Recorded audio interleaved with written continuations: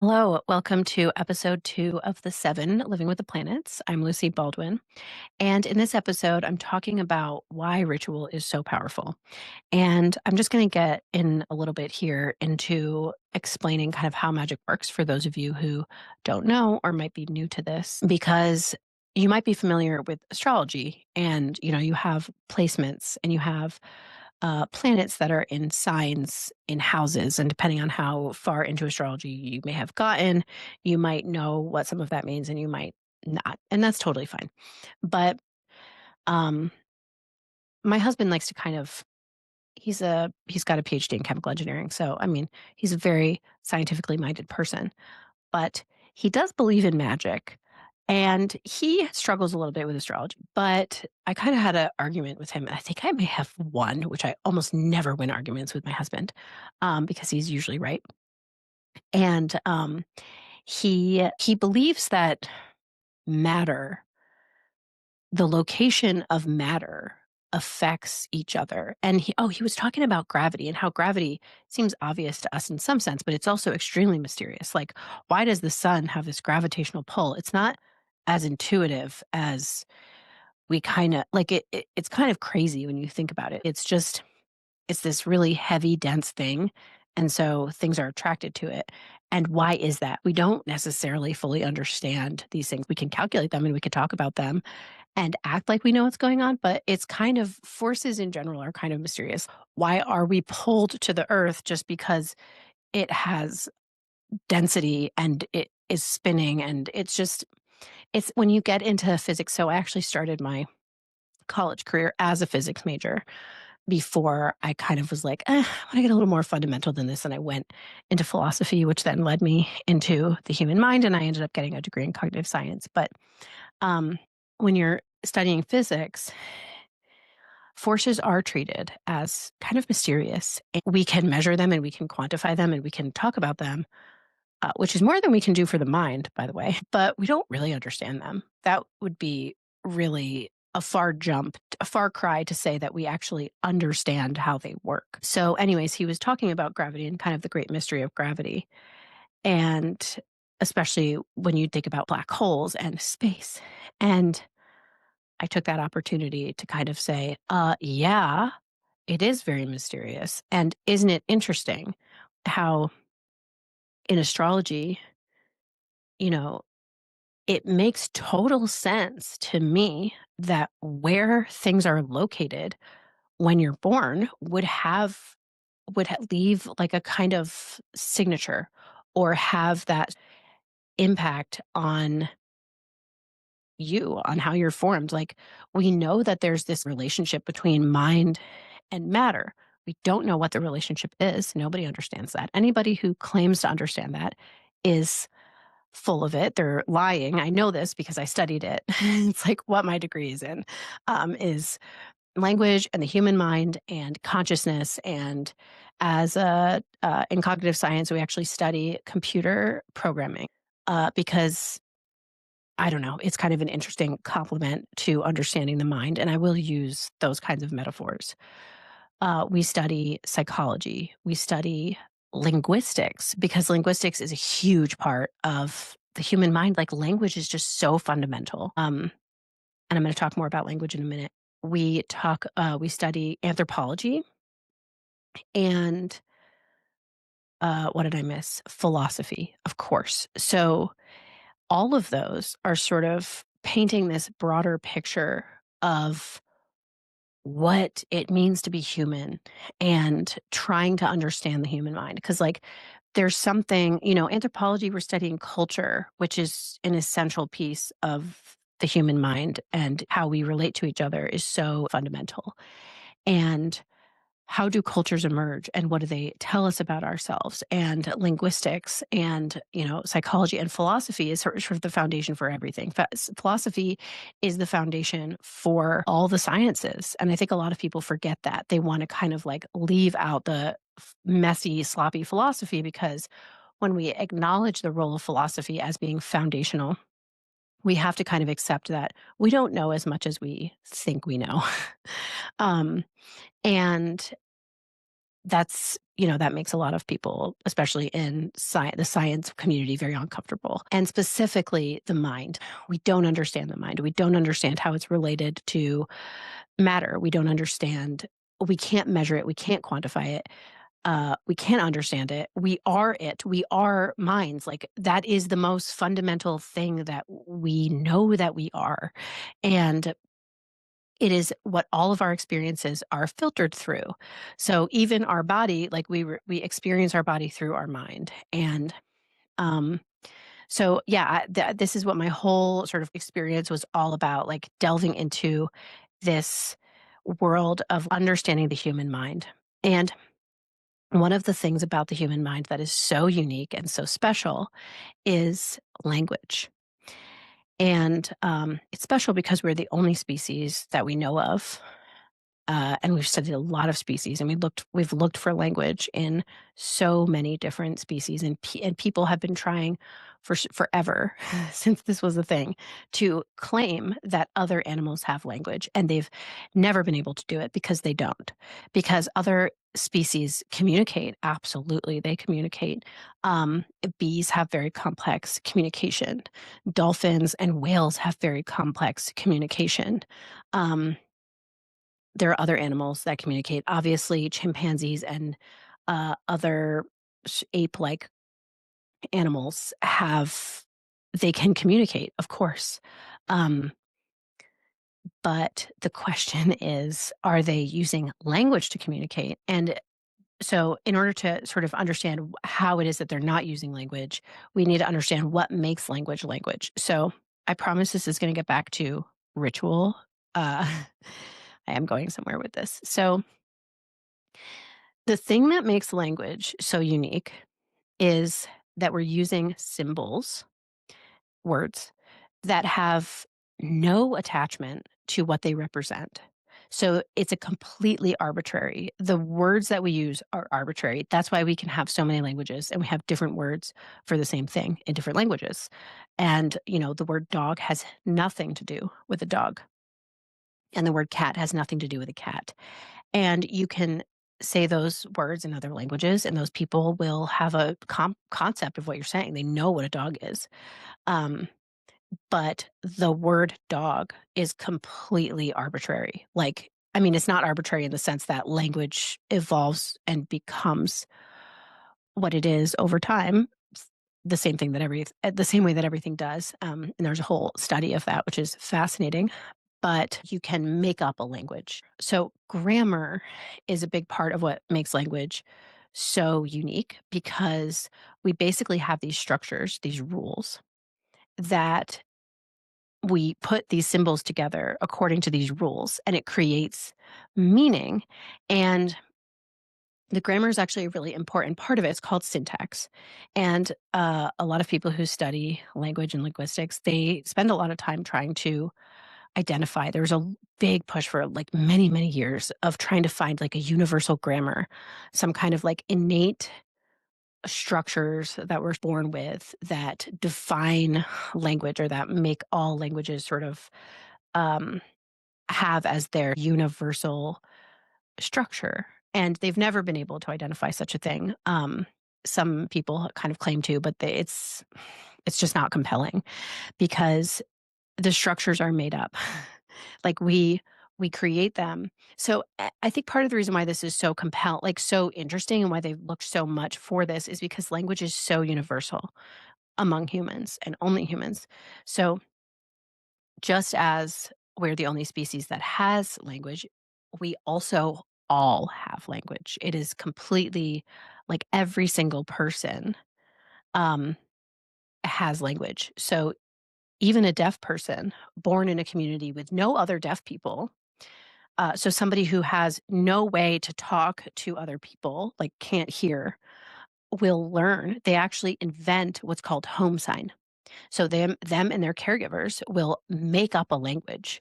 And those languages will have it won't be very sophisticated grammar, but it will absolutely have a grammar. Like it will have rules and the rules of like what order things have to be in and how they relate to each other based on that order and things like that. So they will literally invent a language if they don't have one. And that is just so incredibly fascinating because it's like there's something in us that we have to have language. We all have it. We're the only ones that have it, and we have to have it. It's like this essential piece of being human, of the human mind.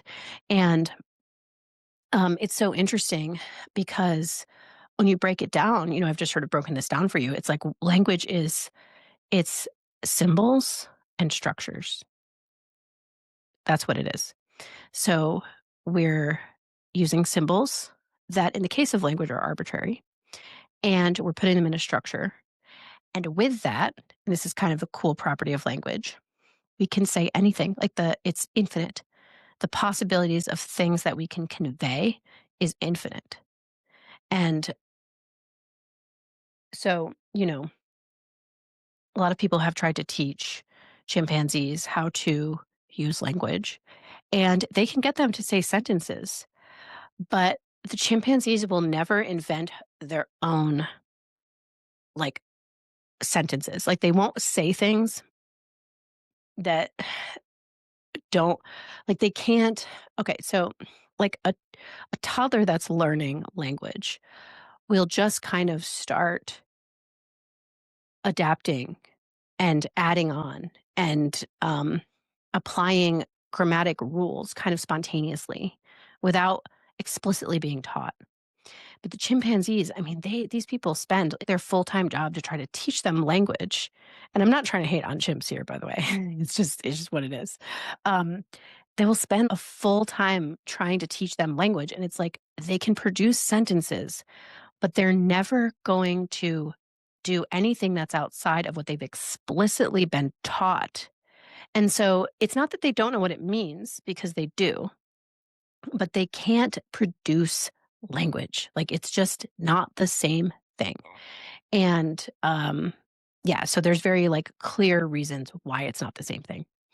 And what's also interesting about this and why I'm talking about this is because I'm just really laying out for you the fact that the human mind is a master symbol interpreter. That is what it does. And I want to be clear, this is very different. I'm talking about language. I am not talking about reading and writing. Reading and writing is a completely different thing. Reading and writing is actually very difficult. It is learned, it is not inherent. We have to train to read and write, and there are lots of people who struggle. I actually used to volunteer at an organization where where we taught adults, illiterate adults, how to read. And I was a teacher at this organization for a couple of years, and it was very challenging. And these were smart people. These weren't like dumb people. It's not like, oh, they're just too stupid to read. No, these were intelligent people, and they couldn't read. They couldn't, it was so hard for them to map the visual symbols onto the words that they represented, because that's another arbitrary relationship. The letters, the shape of the letters have nothing to do with the sounds that they produce. Um, but the fact that we can learn that is so fascinating. And I think part of it is because our brains are so good at interpreting symbols and manipulating symbols. And I think this is actually, I don't want to go on a whole tangent about AI, but I've been kind of following AI for a long time and was really into like futurism and read Nick Bostrom's Superintelligence like 10 years ago. And so I was sort of waiting for this big AI thing to kind of explode. And it's weird because we got these LLMs, large language models, that produce language. And but they're kind of just like chats, and it happens so slowly, it feels like. And one day my husband was just kind of on this thing where he was like, like, we have AGI, we have artificial general intelligence, here it is. And we had this whole debate about whether or not it actually was artificial general intelligence because I was just like, but it's not because it's just manipulating symbols. And it's really bad at certain other things. And I had to kind of confess that that's a little bit how humans are. And I'm not sure if we have AGI, and I don't want to go on a whole AI tangent, but um, you know, I think that I will say that it's very different what we're doing than what AI is doing because we can debate whether or not AI is like conscious. I don't think that it is. But the truth is that AI does not have a body. And this is where the whole mind body thing gets very confusing. And I will absolutely have an episode about this because it is the experience of being in a body that grounds our thoughts and the content of our mind into lived experience. So we can feel things with our body based on thought. And, even like when I say dog, I could kind of see a dog in my mind's eye. And even if you're not good at visualizing, it's like certain thoughts will make you feel sick. Certain thoughts will make you feel fantastic. And it's embodied. We're living an embodied experience. And so things have meaning to us, like lived, embodied meaning that AI cannot have because AI doesn't know what it feels like to be hungry. Like AI can manipulate symbols about the idea of hunger, but it doesn't know what it feels like to be hungry. It doesn't know what it's like to be in a body and have hunger. It doesn't know what it feels like to have, you know, arms and legs and to walk and to exercise and to exert yourself and to take a cold shower. Like AI just can't actually relate to those things. So it's very different in kind to what we are. And if nothing else, I hope that this episode is making you feel really grateful for being a human because we're so cool and interesting. Um, but what I'm pointing at here is that the human mind is an incredibly powerful symbol manipulator, symbol interpreter. Okay. And what I also want to point to is that, yes, we have a conscious part of our mind and we have an unconscious part of our mind. And this is, I don't want to have to do like a whole lot of explaining about this because I hope that that's intuitive and obvious to you. But just through the very fact that all the time we do and say things, we don't know where that came from. Um, a great example of this that I've been experiencing lately is I have cryptograms. I do cryptogram puzzles. And if you're not familiar with cryptograms, it's like every letter will have a corresponding number, and you have to you get the numbers and they're kind of in little clumps, like where the words would be. And you have to solve for what the sentence says. So it's like there's a sentence, they replace each letter with a number, and then you have to figure out what the sentence says. And I have a book of these and I do them at night. And I am freakishly good at this, but it's not me. I don't know how I know. Like, I'm not solving the puzzle. Like, I promise you it's not me. I have no idea how that's happening. And it baffles me every time because the thing with cryptograms is that and I have this book that I got on Amazon. I hate the book because it says it has a section that's like easy cryptograms, and they're like one sentence, and then it has medium cryptograms, and by one sentence I mean sometimes they're like 3 words or like 5 words, and then it will say medium cryptograms, and they're like one sentence, and then it has hard cryptograms, and they're like a whole paragraph. And anybody who actually does cryptograms, which obviously the creators of this book are not, do not actually do cryptograms, knows that the long cryptograms are much easier to solve than the short ones. So they have it completely backwards. The long cryptograms are the easy ones, and the short ones are hard. because you have a lot more information to work from with a long cryptogram. And some of the short ones are nearly impossible to solve. But I mostly stick to the medium and long ones. And um, I can kind of try to figure it out. I can kind of try to figure it out. I could say like, okay, these one letter words are obviously I or A, and I could come up with rational excuses for why I think it's one or the other. And I can see certain patterns like, oh, there's a lot of words ending with the same three numbers. So maybe that's like ing, or there's like little kind of techniques that I can call upon. But mostly, especially hard ones that don't have one letter words and don't have a lot of things that I could kind of look at as evidence for, and make a case for why I would put certain letters in those locations. Um, I just kind of stare at it. And eventually I just start guessing. And the more that I do these puzzles, the more that I notice that I can just kind of be like, I just stare at it for a while and then I'll just kind of be like, I think that's she's the. I don't know why. I don't know why I think that. And the number of times that I get it right, I mean, you wouldn't even believe because you're just making it up. You have no idea. It could be anything. And I'm very aware of that. Like, I'm like, oh, but it's a three-letter word that ends in E. That doesn't mean that it's the. Like, it could be anything. And sometimes I'll put in the, and sometimes I won't.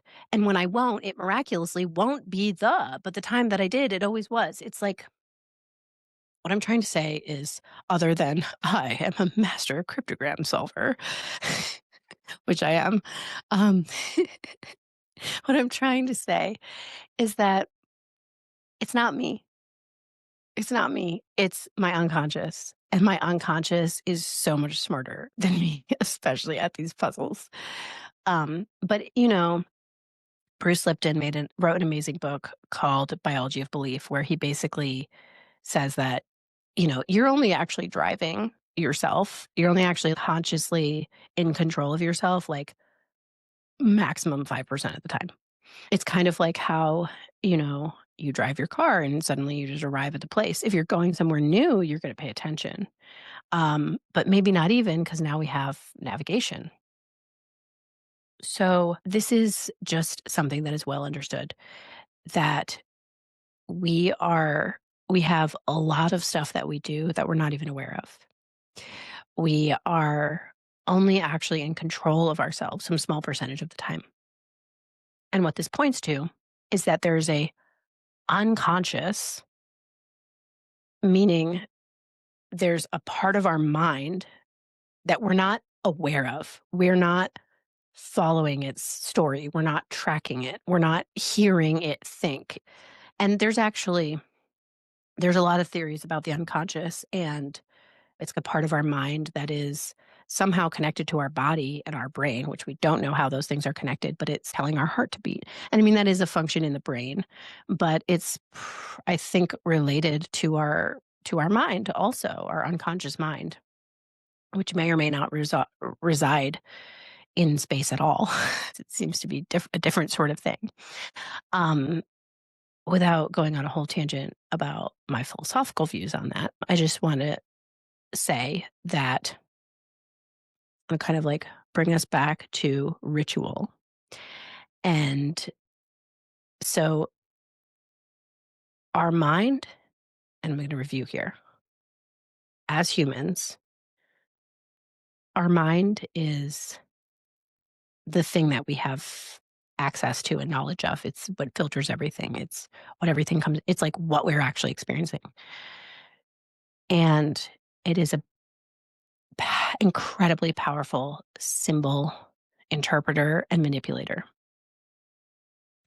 And it uses structures to interpret symbols. It's symbol and structure.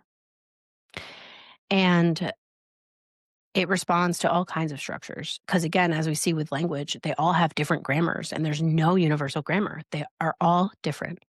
So the structure, it doesn't matter what the structure is, it just needs to have one. And so ritual is a way of communicating. And I like to think of it as like giving instructions to our unconscious using the structure of the ritual And the symbols of the actions that we take and the words that we say within the ritual to communicate a really like solid piece of important information and put it into our unconscious mind. Use the sort of like computer science metaphor, it's like a code. We're writing a piece of code and we're installing it into our unconscious. And that's why ritual is so powerful. There's a lot of ways to do ritual. Um, and there's this thing called chaos magic, which I will absolutely have an episode about. So look for that in the coming weeks, where you're just kind of like doing the symbol part. Like you're coming up with a symbol and you're assigning the meaning to the symbol. And then you're doing the thing. So the symbol would be like an action or a thing that you're going to say, which is an action. um, and that is how we communicate.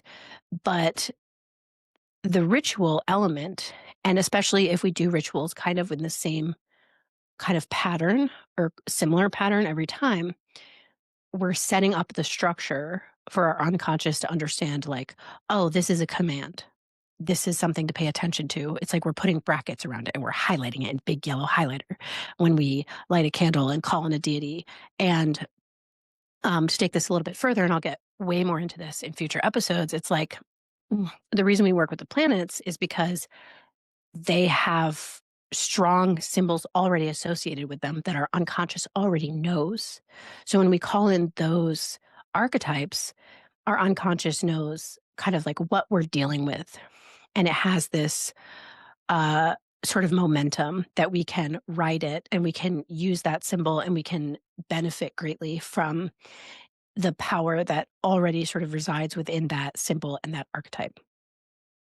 Um, okay, this was a long episode, and I hope that you now see the power of your own mind. And also, I'll say over and over again, probably in every single episode, that you have the ability to do magic. Every single one of us does. And that's because our mind is a extremely powerful symbol manipulator. So don't underestimate your own ability to communicate with yourself. And also because magic is just you communicating with your unconscious. And I'll talk more about that also. So stick around for more episodes if you want to learn more. And I hope that you will go and try a ritual. And if you want to come to a ritual, I put on rituals every month for free in my online community called Inner Circle, and you can join us at the link in the description. You just give your email, and then you'll get the email invitation. You'll also get a calendar link if you want to just like add all the events to your calendar. There's usually like 2 or 3 events a month. It's not too much, but it's enough that yeah, you can come to some rituals, and those are really fun. And you can also come to my community connection events that I do once or twice a month, where we play hot seat and we do capacity building connection games that are really fun. And it's also kind of like doing um, personal development work, but that feels like a good time. And yeah, it's sort of like what used to be for me, like when I was a teenager, I wanted to go to nightclubs and dance. um, the new hot, super fun thing for me to do is these reflection games calls where I'm connecting with people and like doing really getting into like really deep stuff and um just like getting, I don't know, you'll see. You got to come and find out. It's really, really fun. And it's a great pleasure and joy. So, yeah, I hope to see you there. Just click the link in my bio to join Inner Circle, and I'll see you on the next episode.